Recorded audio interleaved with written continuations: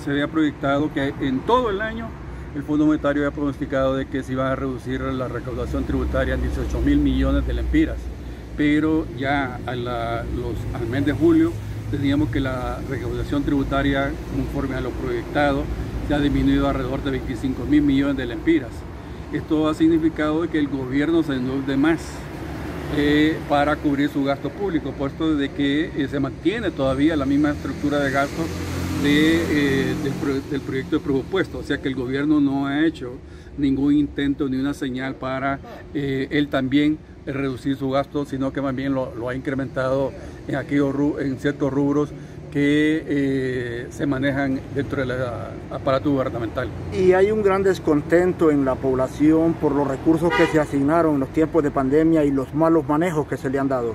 Sí, pero de eso estoy hablando, que el gobierno ha incrementado también el gasto público, sobre todo en cuanto al manejo de la pandemia y la asignación de presupuesto a Inves, por ejemplo, de tal manera pues que se habla que el gobierno en solo 3 meses se endeudó alrededor de 3.000 millones de dólares, o sea que estamos hablando de que se endeudaron en 75.000 millones de lempiras solo en 3 meses. Entonces tenemos un gobierno derrochador que está llevando la deuda pública a niveles insostenibles, y eso va a ser carga para el futuro gobierno, de tal manera pues que el próximo gobierno, si en este están gastando o se están destinando alrededor de 42.000 millones para el pago de la deuda, en futuro gobierno este monto se puede incrementar a 50.000 millones del presupuesto de la República, lo cual va a dejar sin espacio al próximo gobierno para cumplir con la deuda social que se ha acumulado en los últimos 10 años. Y de acuerdo a la pandemia, don Carlos, ¿hay algunos renglones, algunos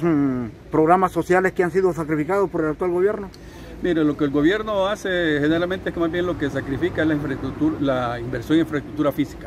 Eso es lo que hace el gobierno, y generalmente también otros de bienes y servicios, pero aquellos proyectos de vida mejor que a ellos les agencia votos o proselitismo, entonces eso no lo reduce, ni el gasto militar tampoco. Entonces más bien lo que hacen es reducir el presupuesto, insisto, en infraestructura. ¿Qué debe de priorizar el gobierno para el próximo presupuesto del año fiscal 2021? Mire, fundamentalmente debe centralizarse en salud, educación y protección social, pero realmente un programa que venga a beneficiar y a darle ingreso a la gente, no como ahora que se está utilizando con fines puramente proselitismo, y es más lo que se gasta en burocracia que lo que llega a la población necesitada. ¿Las remesas no han tenido mayor impacto en cuanto a la disminución? Mire, contrario a lo que se esperaba, las remesas no han tenido una reducción sustancial.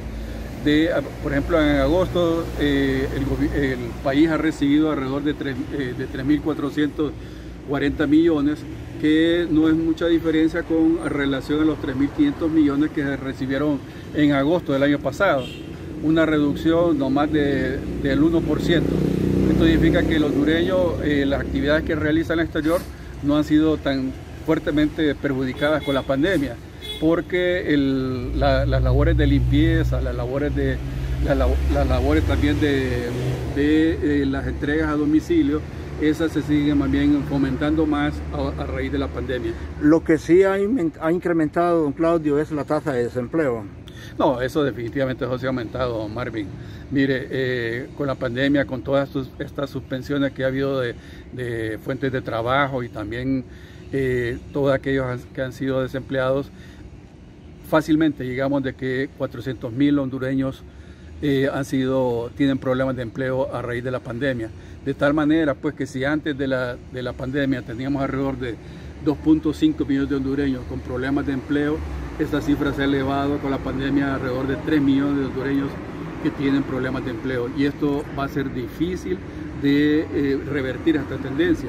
Uno se pregunta, Marvin, ¿dónde están los 600.000 nuevos empleos que prometió este gobierno, que habló de una inversión extranjera de 12.000 millones de dólares?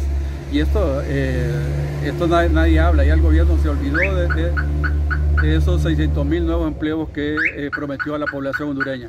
Y esto de alguna manera tendrá un impacto en el empresariado, porque el principal cliente de los empresarios es la clase obrera también. No, definitivamente, mire, Marvin, eso no lo han entendido los gobiernos, que dándole dinero, dándole poder adquisitivo a la población, se reactiva la economía. pero más bien lo que están haciendo es al contrario, que lo que están haciendo es quitándole o exonerando a los más poderosos y en cambio a los que menos ingresos perciben, esos sí siguen siendo gravados de la misma manera.